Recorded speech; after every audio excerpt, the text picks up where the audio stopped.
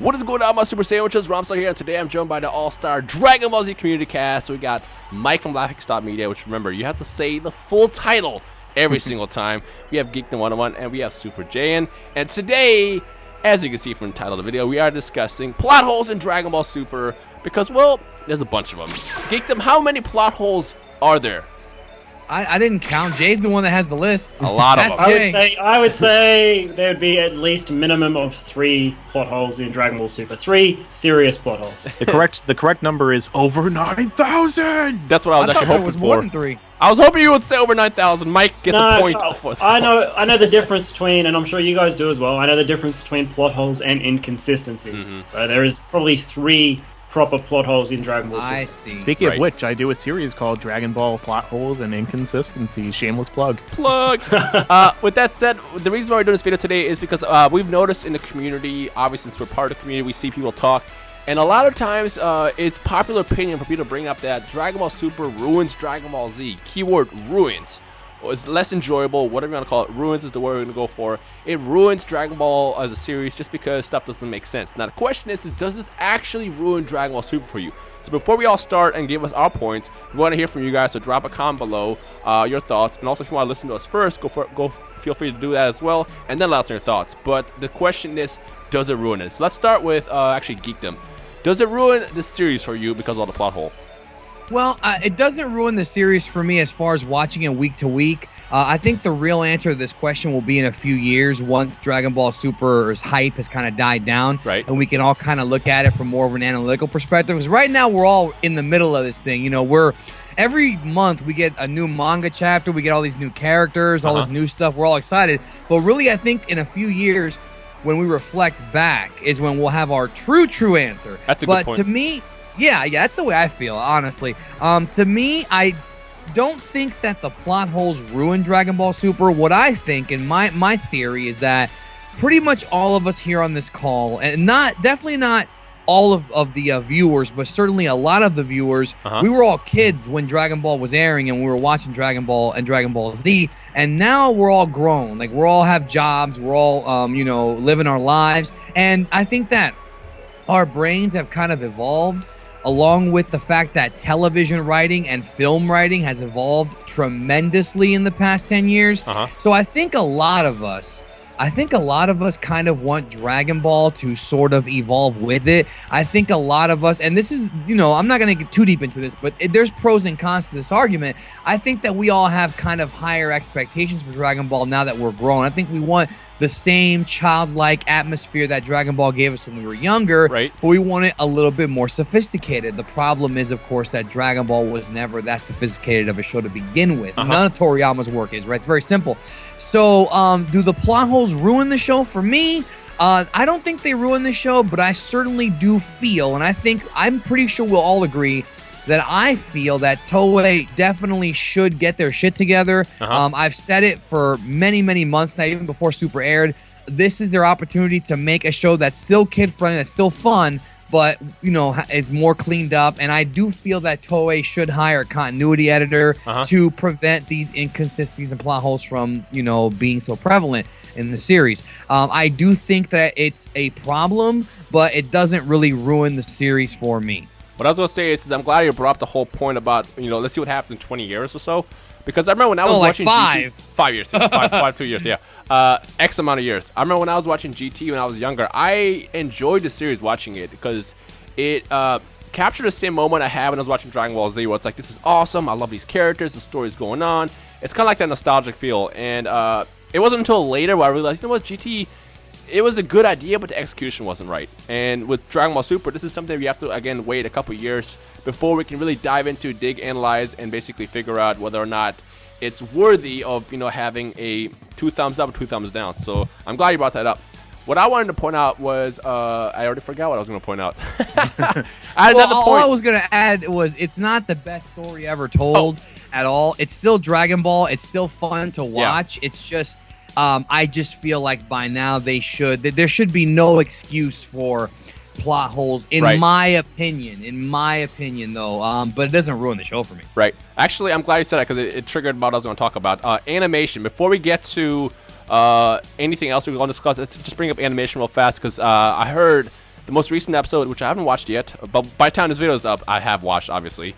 It did the animation. It was wonky again. But something I want to toss out that I just realized, when it comes down to anime in Japan, they tend to rush stuff to get it on TV.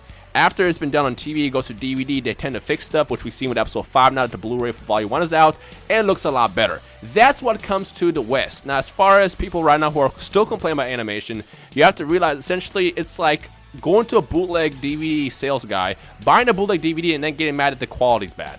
We have to kind of wait for the series to be officially done and shipped out worldwide before we can actually judge it. So everybody complaining about that, just remember, that's just how it works. And we're not going to talk about animation this episode because I know it's going to be a hot topic.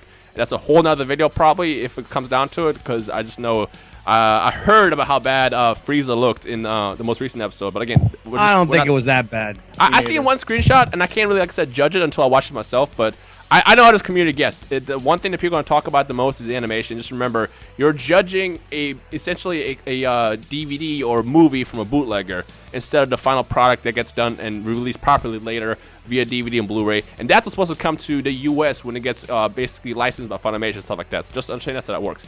But back to the main topic before I digress even more. Mike, what are your thoughts on the whole plot holes in the series thing? Well, I mean, the thing is that, and I've said this before off air and just in general before, the thing is that Dragon Ball and Z especially have a lot of plot holes, especially Z again. My favorite arc in Dragon Ball Z, the Cell Saga, is full of them, and I pointed this out in videos and stuff in the past, but it doesn't really affect my enjoyment as long as a story is executed in a way to where it's enjoyable. Right. And the thing that's really affecting me the most right now when it comes to watching Super is just that it's a retread, and I just, there are some things they improve upon when they show off new stuff. That's the highlight of the series for me, because, I'm waiting for new stuff. But when I actually watch the series and watch the same thing I already paid money to see in theaters, or that I've already seen several times since it's been on Blu-ray, it just makes me think, I'm just kind of, I don't know, tired of seeing the same thing, and I want to see more, which is why I'm so excited for the stuff that's in the actual manga right now,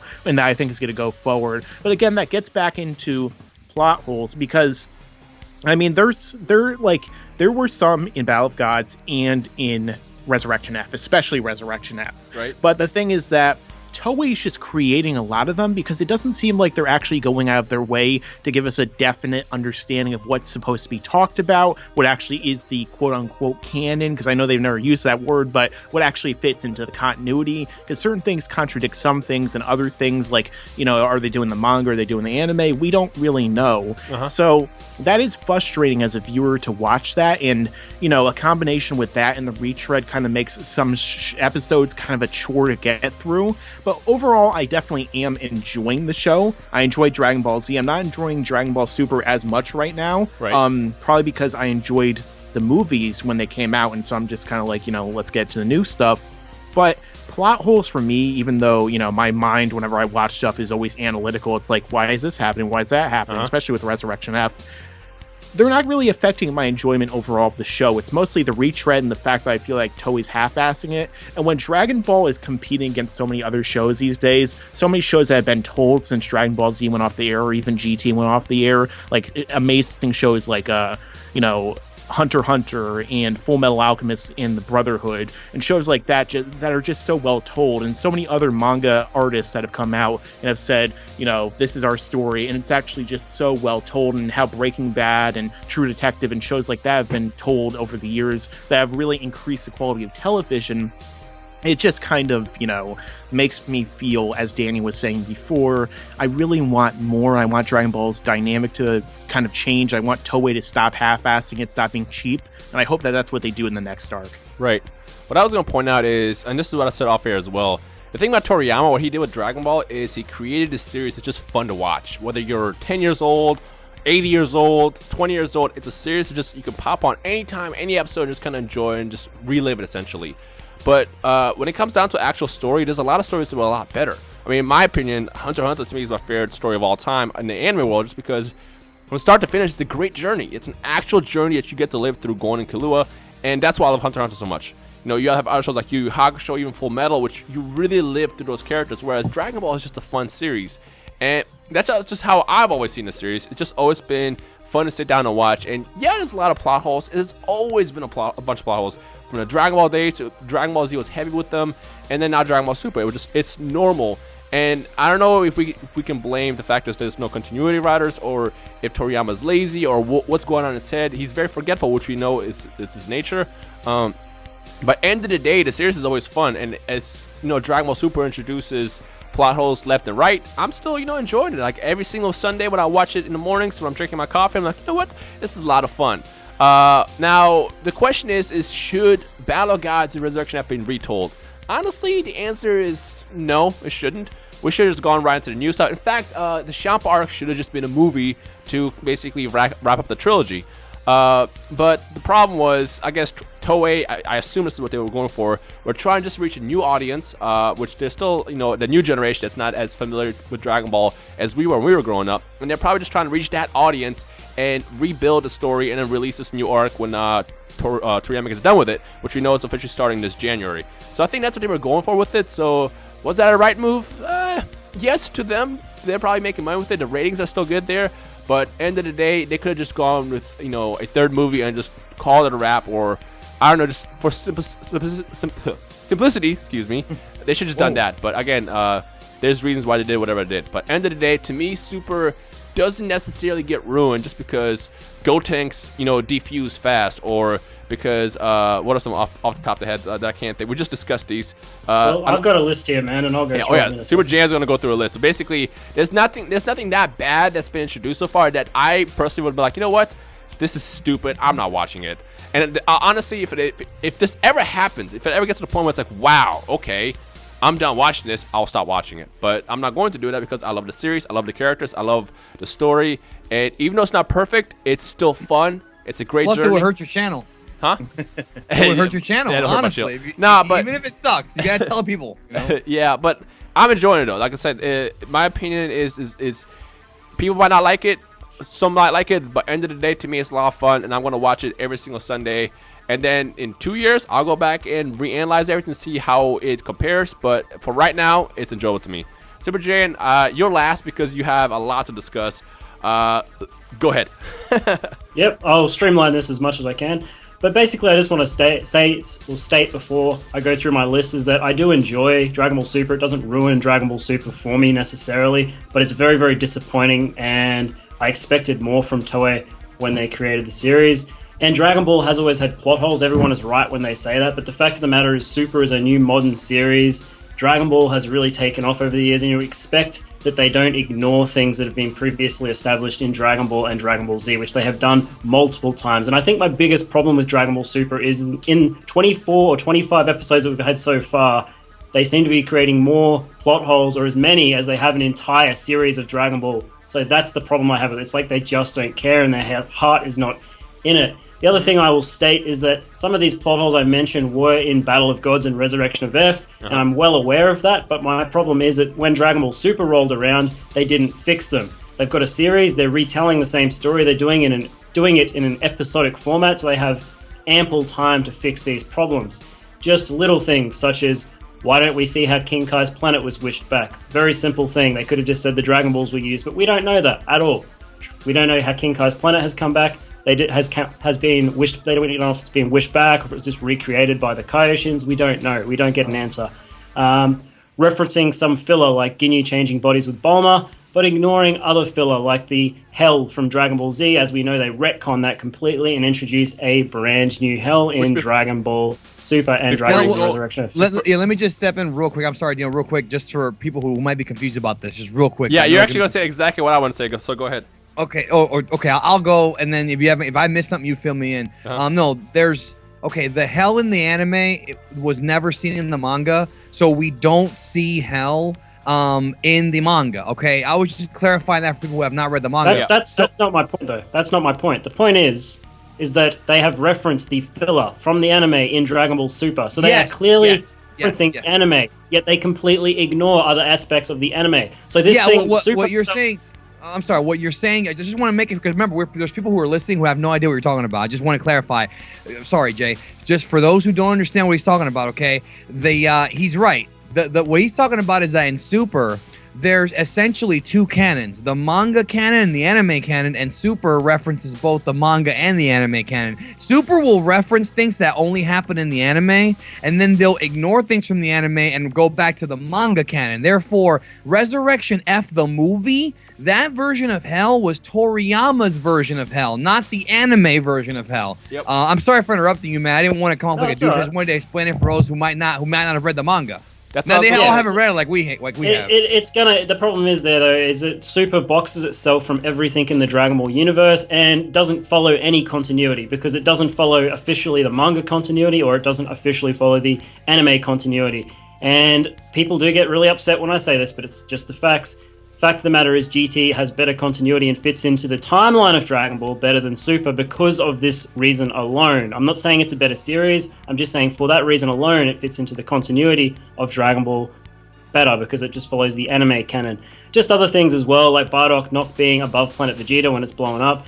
Frieza references Bardock in the anime and in the manga when he is fighting Goku. So the fact that Bardock wasn't shown there means that this can't fit into the anime canon, but it also can't fit into Toriyama's rewritten Dragon Ball Minus because Bardock is remembered by Frieza. Don't forget Goten and Trunks. That to me is the biggest one that's weird. Goten and Trunks not aging, that was on my list. That is a massive one. The fact that Goten and Trunks don't age at all, yet in the TV special, The History of Trunks, or in the manga chapter at the end of the Story of I Trunks. think it's at the end of volume 30 of the manga, you see Trunks and he has grown up. He is he is 13 years old and he's much taller, so that is a massive plot hole right there. And just other little inconsistencies for me that they need some time to fix, and I can't judge it completely yet, but some of the power scaling is off, like Goku and Beerus blowing up planets, but they're not showing Super Saiyan God Super Saiyan doing the same thing yet. And obviously they don't want to, and they could explain that, like Dino said off air, they could be explaining that this is a mastered version of Super Saiyan God where Goku can get his ki under control. They need time to explain that sort of stuff. But the problem is, Super just piles on problems, and like you also mentioned as well, Dino, Goten reverting into a kid again. I mean, it doesn't wreck the show for me, but I just feel like in 25 episodes, they're creating more problems than they did in 291 episodes of Dragon Ball or 64 episodes of GT, and I think that's really, really problematic. And it just shows that Toei's heart isn't 100% in it, and I've said that from day one. Yep. For now, at least. Just remember, the Champa arc, to everybody who's watching, does begin airing January 24th, and from my understanding, Toriyama's a lot more involved with that one than he is right now. Like what Toei is doing with Battle Well, yeah, right now they're just taking the movies and exactly. adapting. They're taking the movies and adding stuff. They're adding stuff, so it's not completely the same from what we saw, in theaters. So that's why there's a lot of plot holes being introduced. But I guess the true test of Dragon Ball Super is going to be what happens after the Champa arc starts. And that was kind of funny. That's why I kind of tosses out there. I saw a lot of people who weren't exactly fans of the new designs, which we're not going to discuss the designs just in case people aren't up to spoilers yet. But to be honest, those who have seen the new designs for the characters in the Champa arc, Toriyama's always been known for being wacky with the designs. So, saying at least it's different. Yeah, saying that those designs aren't very Dragon Ball Z is kind of weird to hear, because Toriyama is the king of just like those wacky designs. That's why his art is Those famous. designs are just like anything else Toriyama's ever done. If you familiarize yourself with Toriyama's work, not just with Dragon Ball, but also with the stuff he put out prior to Dragon Ball, the video games, Chrono Trigger, his work with Dragon Quest, it's very, very Toriyama. I did want to say one other thing, too, that Jay didn't even mention. The other problem with Super when it comes to Plotholes is that it's actually kind of coming up to an issue with the end of the series, with the end of Z. Volume 42, Yeah, Pan's Age is one, but also Bra. I've had a lot of people ask, where's Bra, where's Bulla, whatever. Did a video about it. Bulla, if Dragon Ball Super, if the Resurrection F saga movie arc, whatever, takes place 4.5 or 5 years after the Kid Buu death, then that's right around age 780. So when we see Bulma in Super with Jocko, she should either be pregnant, she should be about to be pregnant, or she should be well along being pregnant, depending on what month Bra was born. So if we continue on with the Champa arc, and the Champa arc lasts 2, 3, 4, 5 years, or whatever, or maybe less than that, and Bulma's not pregnant, that's another contradiction. Not to mention that it could also turn into another contradiction because she tells Goku at the end of the series, I haven't seen you. I think she says I haven't seen you in 5 years, or something like that. Yeah, that's another possible contradiction. It almost does kind of seem like they're just doing it by and you and I called that one before the series even started, with Bulma not seeing Goku for 5 years at the end of Z. Like we called that before the series even aired the first episode. Yeah, we did, but we were hoping that they were going to figure out a way to write themselves out of the corner, but I guess they haven't yet. See, but we could go on about this all day. It's crazy. This is why I made a video, I think a couple of months ago now, talking about if you try to figure out what's canon, you're going to go mad in the Dragon Ball universe. So I guess what I just decided to accept as a Dragon Ball fan was whatever I enjoyed is what, makes the series special to me. The word canon is as bullshit as power levels have become, or are, and that's what canon has become essentially in the series. It's you're gonna go crazy trying to figure out how anything fits in. Don't fight over it. Yeah, don't fight over it. Like I said, that's why we're making this video. It's basically just to say, do these plots actually ruin the series for you? Yeah, you might get pissed every now and then when something happens that shouldn't exactly happen yet. But end of the day, are you having fun? That's the question that we're asking people who are watching this video. So answer that in the comment section below. Why or why not? And if you're still watching the series and still complain about it, I guess the question I want to ask is why are you still watching it? Because I always see, and I see the same faces as well every now and then that pop up in the comments on Twitter, on everywhere. It's like, oh, I hate Dragon Ball Super. It's like, okay, well, I keep seeing your name every single week. Why do you keep watching it? So those are basically the questions that we want to ask the people who are watching this. So let us know your thoughts in the comment section below. This is your chance to really speak out and really get your opinion out about the whole Dragon Ball series in the comments. And Dino, I will say this, man. K17, who I'm sure most folks aren't really sure who he is, but he's pretty much like the biggest, most knowledgeable Dragon Ball fan out there. Like, this guy's the highest caliber, like above Kanzenshuu. This is like the biggest guy. He has not watched Super because of the fact that they're redoing the movies, but he will be watching for the Universe 6 arc. So I know some people have purposely stayed away and just watched our videos to catch up until the Universe 6 arc starts. And that's one way to do it too. I mean, I feel like if you're going to skip the series and watch just the movies, you're not really missing too much, to be honest with you. Yeah. I still feel like in my own head, I would rather just watch Resurrection of Earth, Battle of Gods, then go to the Universe 6 arc. And I've said from day one, I feel like that's the way they should have done. They should have done They should have done a 6-volume manga chapter between Battle of Gods and Resurrection of Earth, and then another 6-volume manga chapter after Resurrection of Earth, and then done an anime series based off those manga chapters. It would have been a much smoother series with less inconsistencies. I don't disagree with that. That's actually a good point. And what I was going to say is, for me, as I was saying, kind of accept what you like as a series, and that's what's canon to you. To me, it's even though I enjoy Super, even though I love the fight between Goku and Beerus, and I'm enjoying the fight so far it's happening between Goku and Frieza, what I accept, to me, which makes the most sense, is you got the Battle of Gods movie, the Resurrection F movie, and then we're going to get the Champa stuff whenever it starts in January. But that's just how I see it, as, what makes the most sense to me. But, I mean, we all kind of got our point across, so I guess now is a chance to hear from you guys. So let us know your thoughts in the comment section below of how you feel about plot holes. Do they ruin it? Do they not ruin it? Overall, your experience in Dragon Ball Super thus far. And if you hate it, why are you still watching it? It's a legitimate question that I want to see why people are still into the series. Now, again, if you've been waiting for Champa stuff, then fine. But basically, this is your chance to really speak out on everything that you've been holding inside you for the last couple months. But gentlemen, is there anything else? Well, according to me, the only canon is the Broly first movie, except for the ending, because we all know that he didn't actually get beaten. That was Toei, not Toriyama. Toriyama created Broly. And before everybody believes you're serious there too. Oh, they will. I'm sure they will. Like when we said that Broly was in the robot, which he totally is. He's totally in a robot.